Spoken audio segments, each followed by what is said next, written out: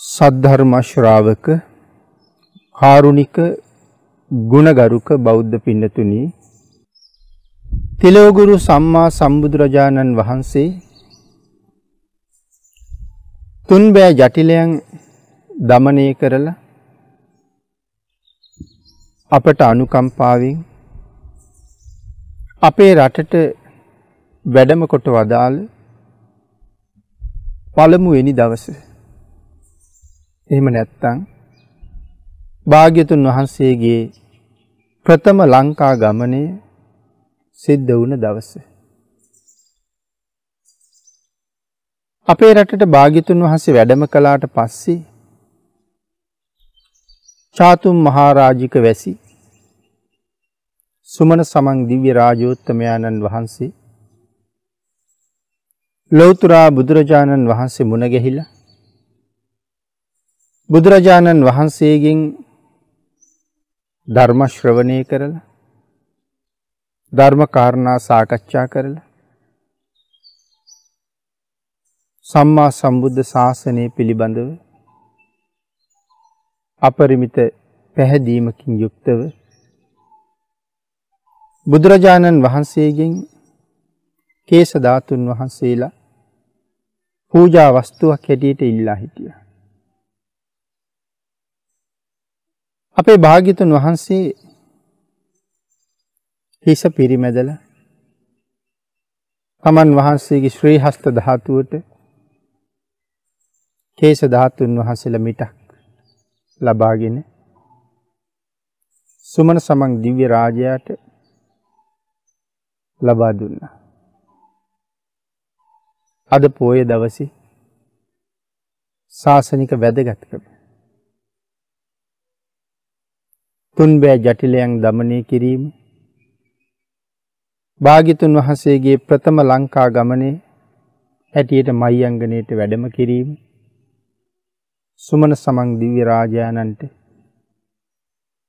කේශ ධාතුන් වහන්සේලා ලබා දීම දුරුතු පොය දවසේ වැදගත්කම හැටියට සිහිපත් කරන්න පුළුවන්. පින්නතුනි, අපේ තිලෝගුරු සම්මා සම්බුදුරජාණන් වහන්සේ අවුරුදු 45ක් වාගේ කෙටි කාලයක් තමයි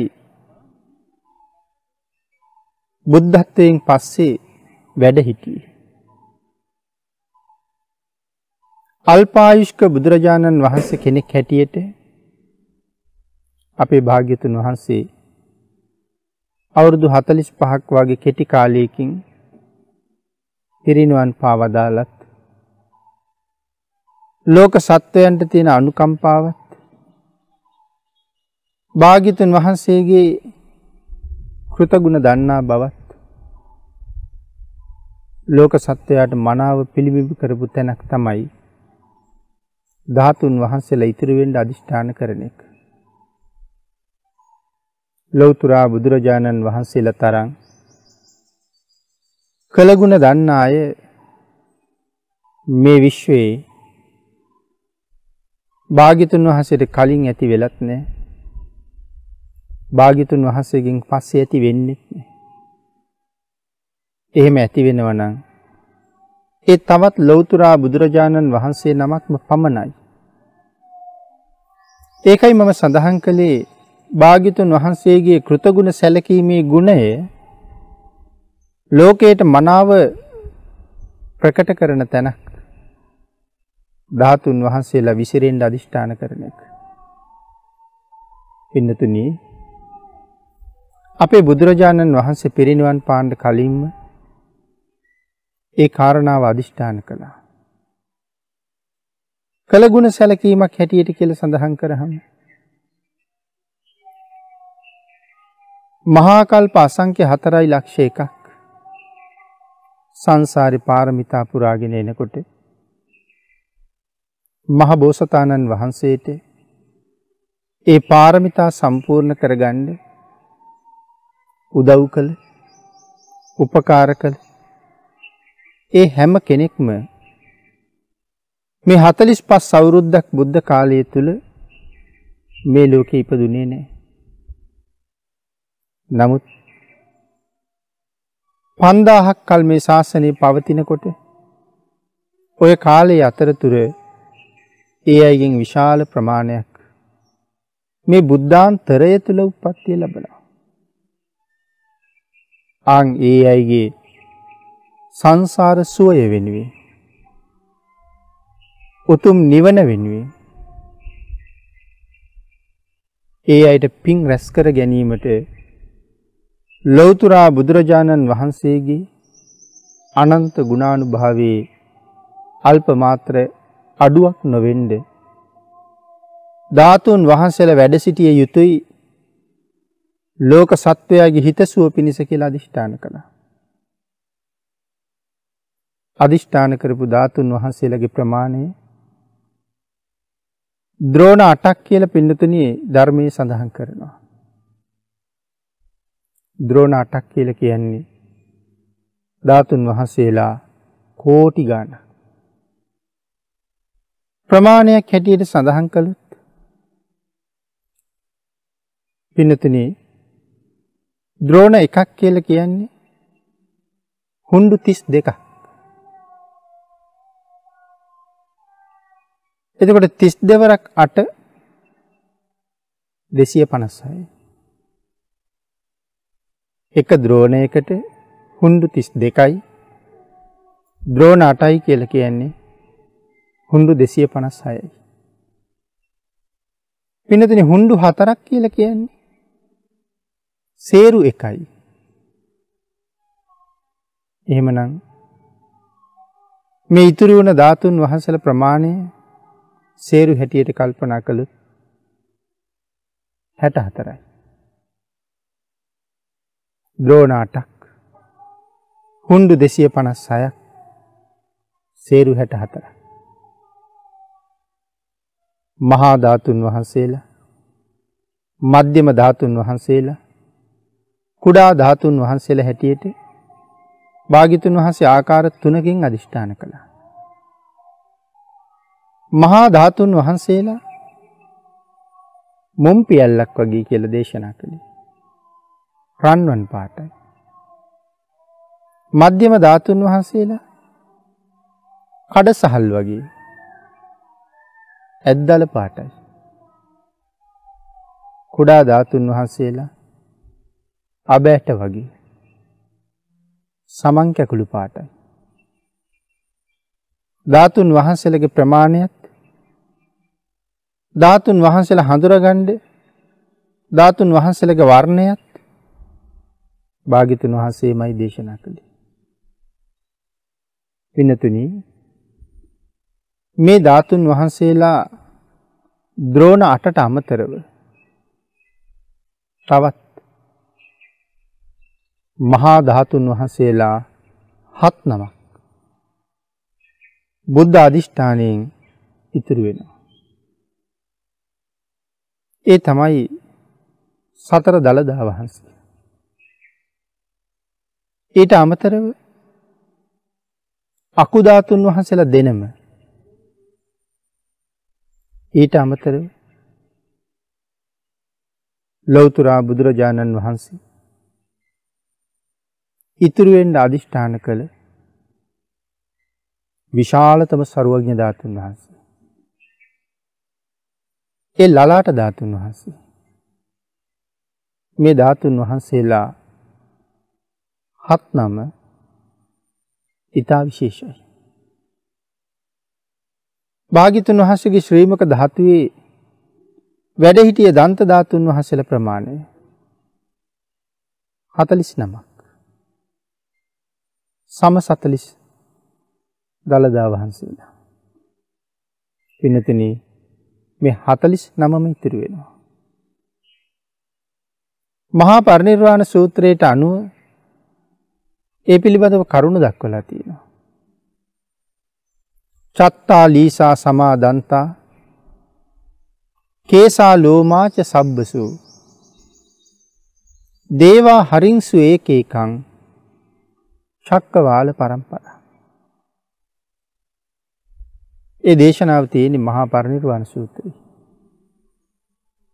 සතර දළදා වහන්සේලා ඇරුණහම ඉතුරු දන්ත ධාතුන් වහන්සේලා 36 නම. පින්නතුනි කේශ ධාතුන් වහන්සේලා සහ ලෝම ධාතුන් වහන්සේලා දෙවිවරු සක්වල පරම්පරාවෙන් අරන් ගියා කියලා සඳහන් කරන්නේ. දේවා හරින්සු ඒකේකං චක්කවාල පරම්පරා. පින්නතුනි මේ ධාතුන් වහන්සේ නමක් ලෝකයට මොනතරම් යහපතක් සලසනවද? අපේ භාග්‍යතුන් වහන්සේ පිරිනිවන් පෑවට පස්සේ කෝටි ගණන් ධාතුන් වහන්සේලා වැඩ ඉන්නවා කියලා කියන්නේ විශ්වය පුරා සක්වල පුරා කෝටි ලක්ෂයක් සක්වලම ආවරණය කරගෙන කෝටි ගණන් බුදුවරු වැඩ ඉන්නවා හා සමානයි. භාග්‍යතුන් වහන්සේ රූපකයින් පිරිනිවන් පෑවත් ලෝක සත්වයාට පාඩුවක් වෙන්න ඉඩ දීලා නැහැ. අපිට තියෙන එකම අඩුවයි ඒ තමයි ශ්‍රී මුක ධාතුවෙන් දේශනා වෙන බණපදයක් ආගන්න නැති එක. නමුත් තිලෝගුරු බුදුරජාණන් වහන්සේට යමෙක් උපස්ථාන කරන්න බලාපොරොත්තු වෙනවා නම් දම්පැන් පූජා කරන්න බලාපොරොත්තු වෙනවා නම් උපස්ථාන කරලා දම්පැන් පූජා කරලා පින් රැස් කරගන්න තියෙන අවස්ථාවේ නම් අල්ප මාත්‍ර අඩුවක් තියලා නැහැ. හැම ධාතුන් වහන්සේ නමක්ම තථාගත ශ්‍රී ශරීර ධාතුවෙන් බිඳුන ධාතුන් වහන්සේ නමක්. ඒ ධාතුන් වහන්සේ යම් තැනක වැඩ ඉන්නවා කියලා කියන්නේ ජීවමාන සම්මා සම්බුදුරජාණන් වහන්සේ වැඩ ඉන්නවා කියන එකයි. පින්නතුනි එක බුද්ධ රාජ්‍යයක් පවතින කාලය තුල තවත් ලෞතුරා බුදු කෙනෙක් ලෝකෙ පහළ වෙන්නේ නැහැ. හේතුව බුදුරජාණන් වහන්සේලා දෙනමකට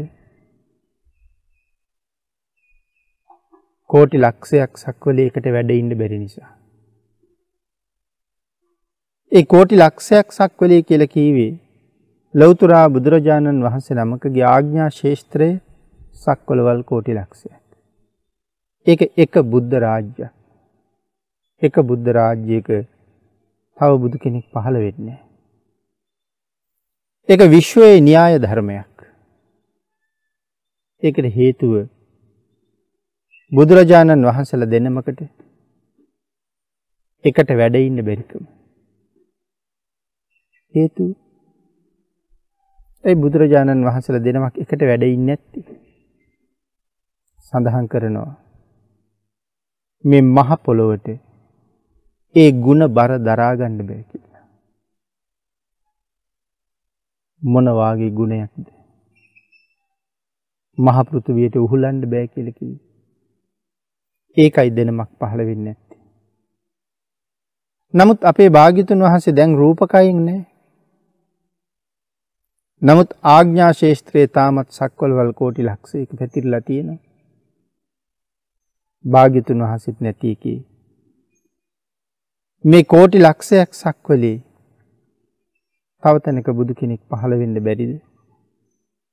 පින්නතුනි සඳහන් කරනවා එහෙම පහළ වෙන්නේ නැහැ කියලා.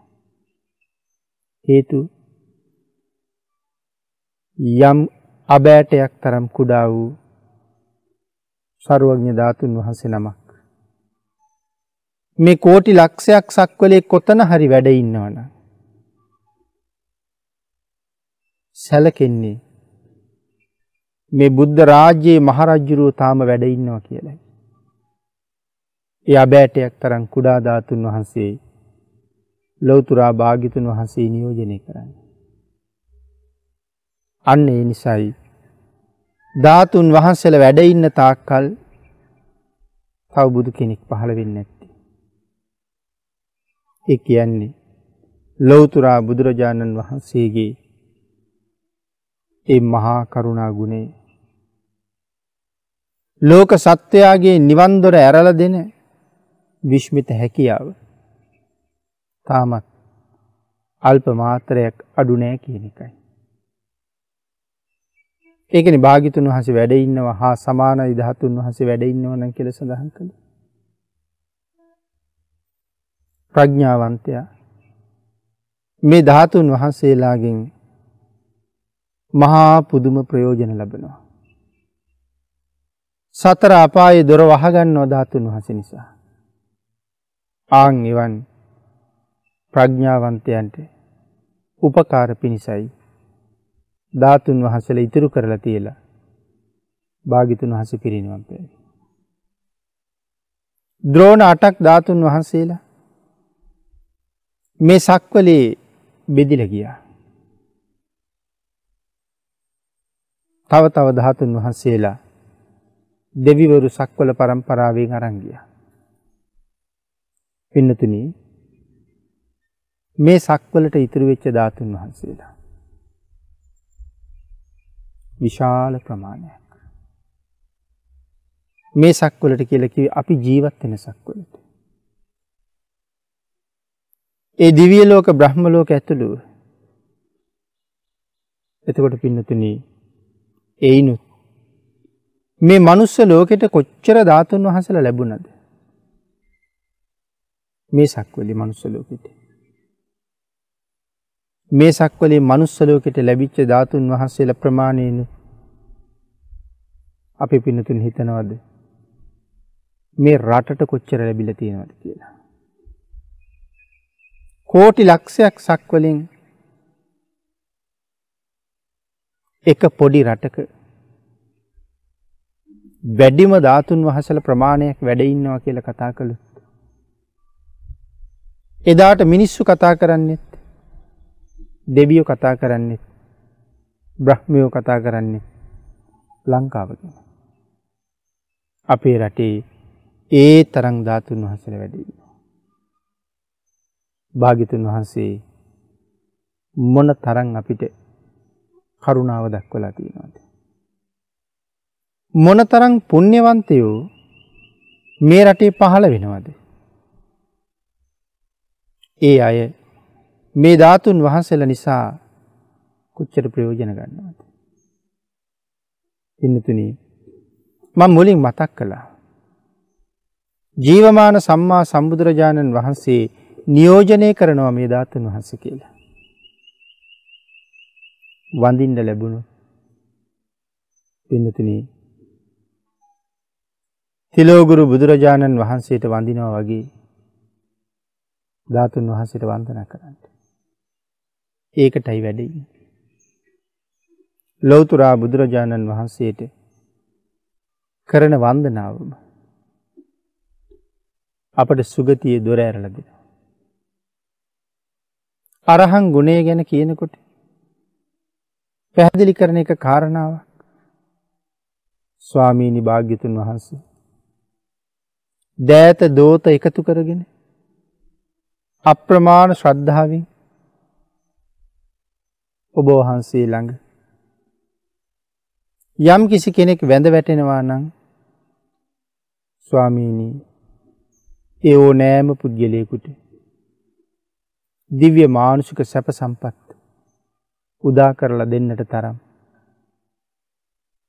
භාග්‍යතුන් වහන්සේගේ සීල සමාධි ආදී මහා ගුණයට හැකියාවක් ඇති නිසා ස්වාමීනි භාග්‍යතුන් වහන්සේට අරහං කියලා කියනවා. ඒ කියන්නේ ශ්‍රද්ධාවෙන් වැඳුත් ඒ වැඳපු පුද්ගලයාට දෙව් මිනිස් සැප ලබා දෙනවා කියලා කියන්නේ. පින්නතුනි අපේ බුදුරජාණන් වහන්සේ ජීවමානව වැඩ ඉන්න කාලේ සම්මා සම්බුදුරජාණන් වහන්සේ මහා කරුණා සමාපත්තිය ලෝක ධාතුව බලා වදාරන වෙලාවේ දුප්පත් ඊටාම මහලු කාන්තාවක් දැක්කා. එදා භාග්‍යතුන් වහන්සේ කල්පනා කළා මම මුණ ගැහුනොත්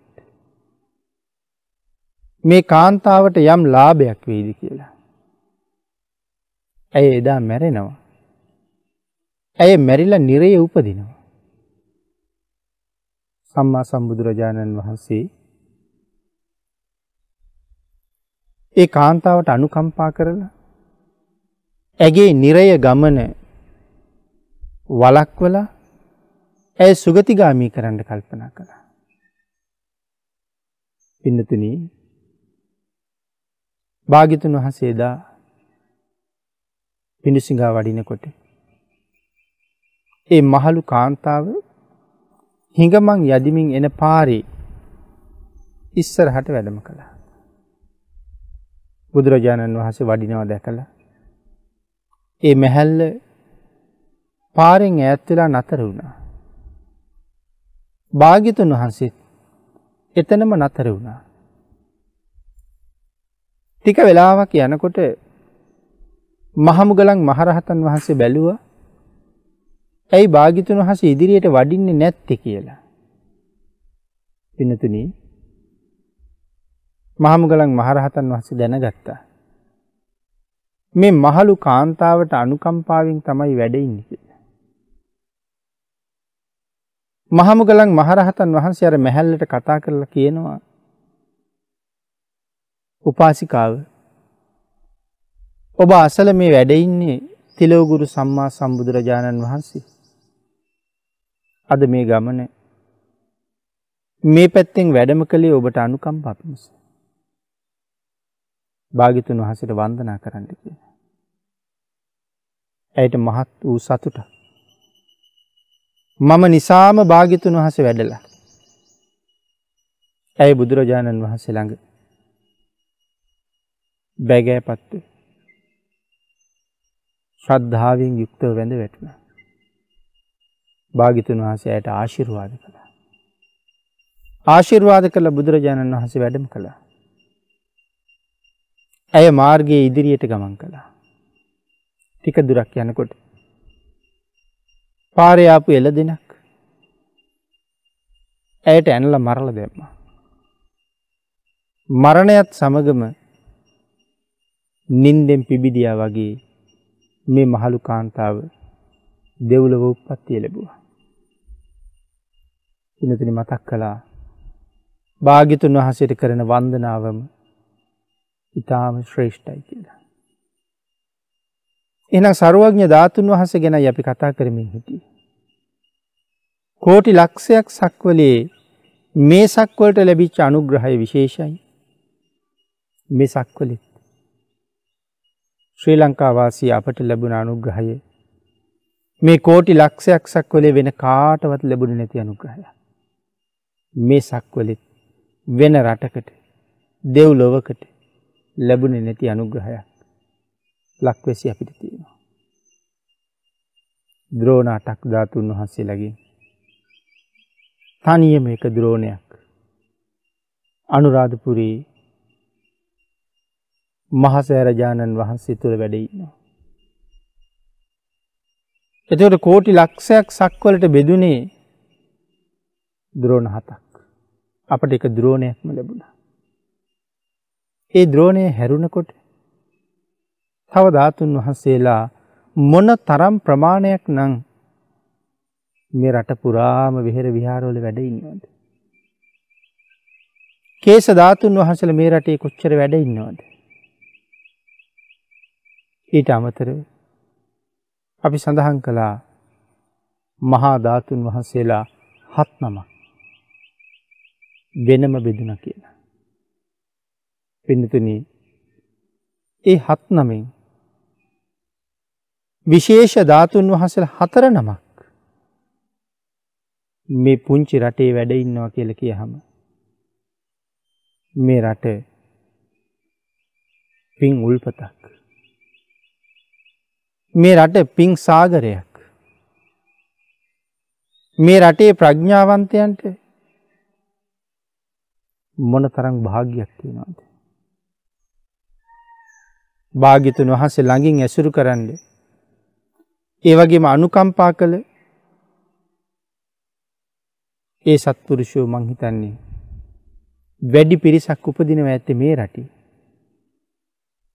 ඒක නිසාද මේ රටට මේ තරම් අනුග්‍රහයක්. පින්නතුනි වම් දළදා වහන්සේ මහනුවර දළදා මාලිගාවේ වැඩ ඉන්නවා. ඓතිහාසික සෝමාවතිය චෛත්‍ය රාජානන් වහන්සේ තුල දකුණු ශ්‍රී දළදා වහන්සේ බුද්ධ රශ්මි ධාරා විහිදවා දෙවියන් මිනිසුන් පහදවා ලෝක සත්වයාගේ නිවන් දොර විවර කරමින් සෝමාවතී චෛත්‍ය රාජානන් තුල වැඩ ඉන්නවා. එහෙනම් සතර දළදා වහන්සේගෙන් දෙනමක් මේ පුංචි රටට ලැබුණේ මොන අනුග්‍රහයක් තියෙන නිසාද? අකු ධාතුන් වහන්සේලා දෙනමයි. එයින් එක ධාතුන් වහන්සේ නමක් දකුණු අකු ධාතුන් වහන්සේ අනුරාධපුර මහමෙවුනා උයනේ තූපාරාම චෛත්‍ය රාජානන් වහන්සේගේ ධාතු ගර්භය ඇතුළේ අදත් බුද්ධ රශ්මිය විහිදුවමින් ලෝක සත්වයාට අනුකම්පාවෙන් වැඩ ඉන්නවා. මම කියන්නේ මේ මා ධාතුන් වහන්සේලා තුන්නම විතරක් අපිට ලැබුණ නෙමෙයි. සරුවඥ ශ්‍රී ශරීර ධාතුවෙන් වෙනස් වුණ බුද්ධ අධිෂ්ඨානයෙන්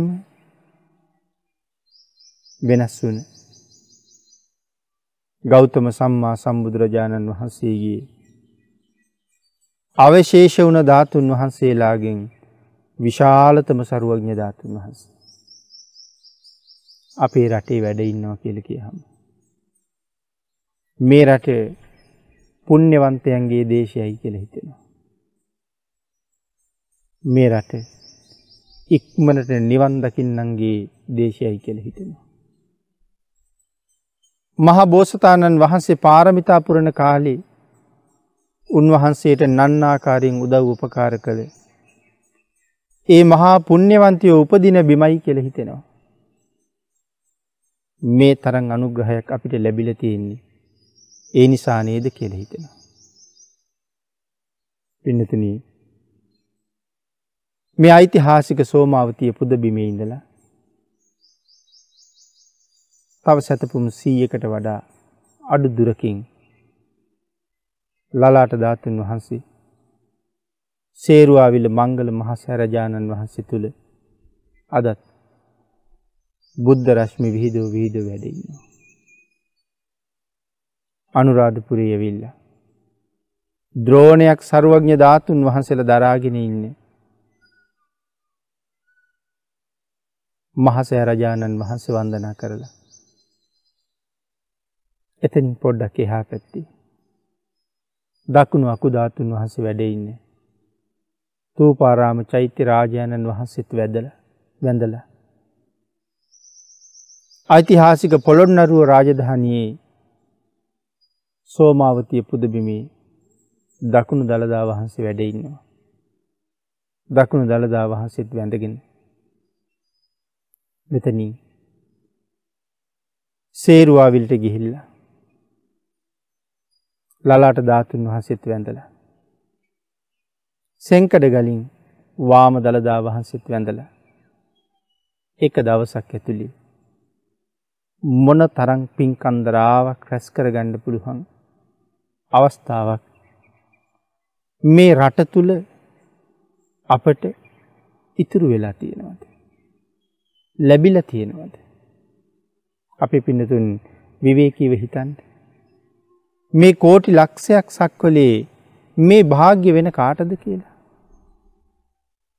මේ වාග්ය ලැබුණේ ඔබේ පිනට. එයින් ප්‍රයෝජන ගන්න එක ඔබේ මගේ වගකීම.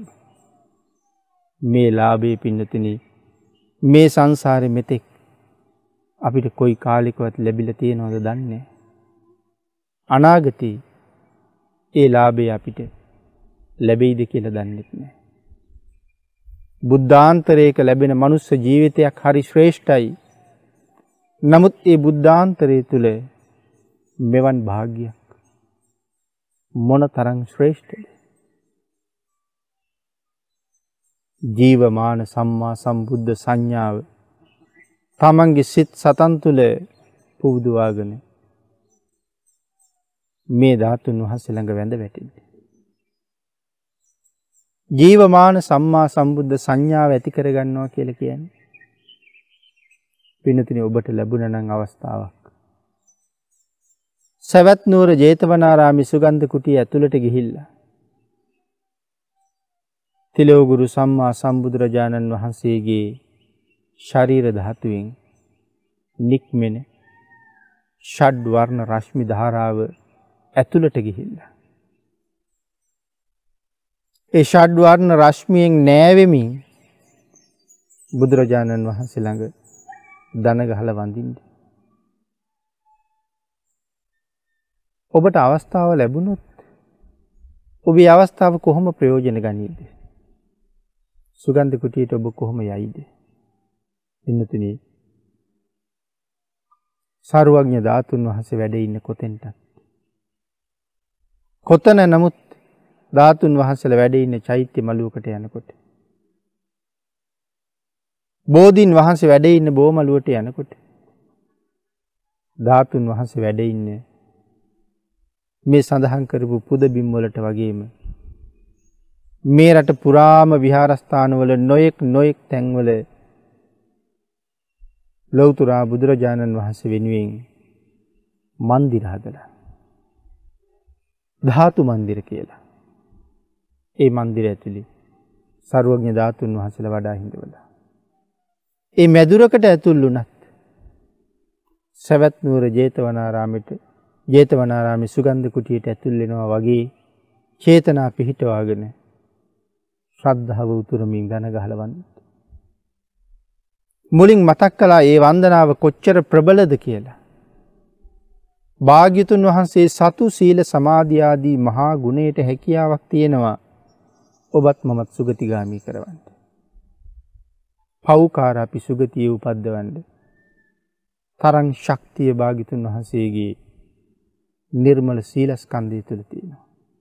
අපි කරන්නේ ශ්‍රද්ධාවෙන් වඳින එක විතරයි.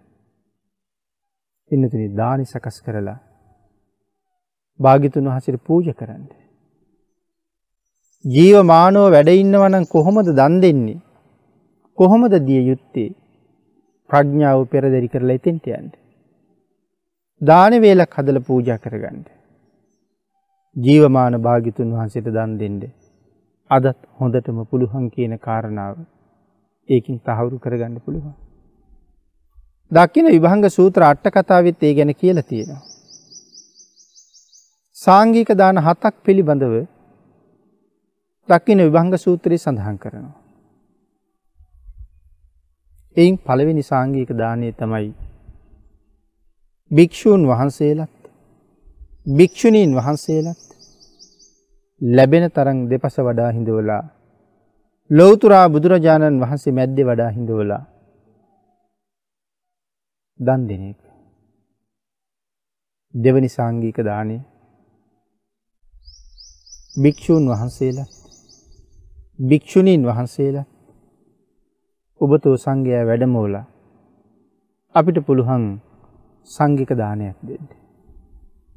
පළවෙනි සංඝික දානයට වඩා දෙවෙනි සංඝික දානයේ අඩුවක් තියෙනවා. ඔබතෝ සංඝයා වැඩ ඉන්නවා ලෞතර භාග්‍යතුන් වහන්සේ. පිරිනිවන් පාල නිසා. ඊළඟ අට කතාවේ ප්‍රශ්නයක් අහනවා.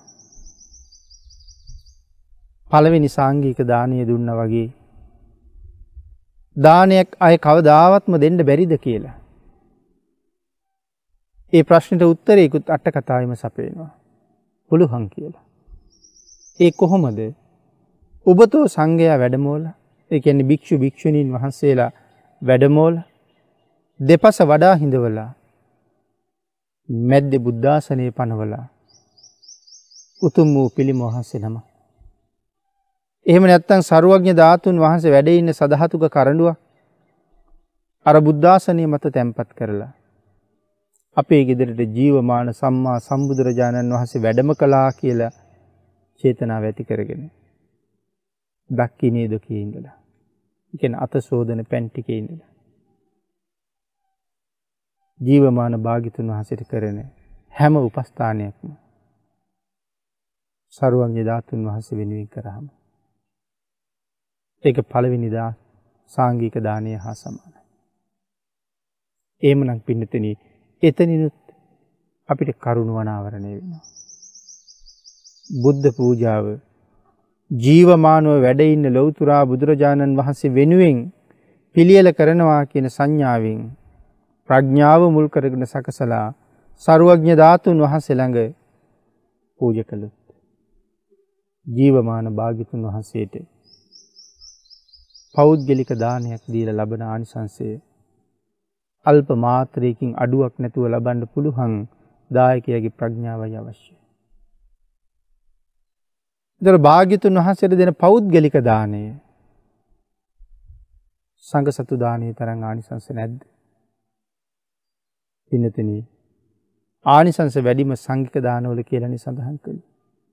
නමුත් මේ අට කතාවෙම සඳහන් කරනවා ලෞතුරා බුදුරජාණන් වහන්සේට පිළිගන්වන පෞද්ගලික දානයේ තරම් භික්ෂු භික්ෂුණීන් වහන්සේලා වැඩමවලා පූජා කරන සංඝ සතු දානයේ ආනිසංස නැහැ කියලා. ඒකට හේතු කාරණා ගණනාවක් ධර්මයේ තුල පැහැදිලි කරනවා. ඒක උදාහරණයක් සඳහන් කරනවා විශේෂයෙන් රතන සූත්‍ර අට කතාවේ.